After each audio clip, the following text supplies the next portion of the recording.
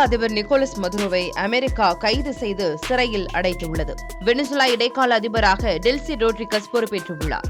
இவரும் அமெரிக்காவுக்கு எதிராக செயல்படுவதாக அமெரிக்க உளவுத்துறை எச்சரித்துள்ளது. இந்த எச்சரிக்கையை தொடர்ந்து அமெரிக்கா போட்ட திட்டம்தான் உலக நாடுகளின் கவனம் ஈர்த்து வருகிறது. கடந்த சில தினங்களுக்கு முன்பு வெனிசுலா அதிபர் நிக்கோலஸ் மதுரோவை அவரது வீட்டுக்குள் புகுந்து அமெரிக்க டெல்டா படையினர் சிறைப்படுத்தினர். அது மட்டுமின்றி அதிபர் மதுரோவை கைவிலங்கிட்டும் கண்களை கட்டியும் அமெரிக்க ராணுவம் அழைத்துச் சென்ற வீடியோ காட்சி வெளியாகி உலக நாடுகளை அதிர்ச்சி அடைய வைத்தது. நிக்கோலஸ் மதுரோ சிறைப்பிடிக்கப்பட்டதை தொடர்ந்து அந்நாட்டின் இடைக்கால அதிபராக பொறுப்பேற்றுள்ள டெல்சியை அமெரிக்கா ஆதரித்து வருகிறது. இந்நிலையில்தான் சமீபத்தில் அமெரிக்க உளவு அமைப்பான CIA இயக்குநர் ஜான் ராட்லிக் மற்றும் அதிபர் டெல்சி இடையே பேச்சுவார்த்தை நடைபெற்றது. இந்த பேச்சுவார்த்தைக்கு பிறகு ரஷ்யா, சீனா, ஈரான் போன்ற நாடுகளுடனான உறவை டெல்சி துண்டிக்க தயக்கம் காட்டி வருவது அமெரிக்காவுக்கு சிக்கலை ஏற்படுத்தியுள்ளது.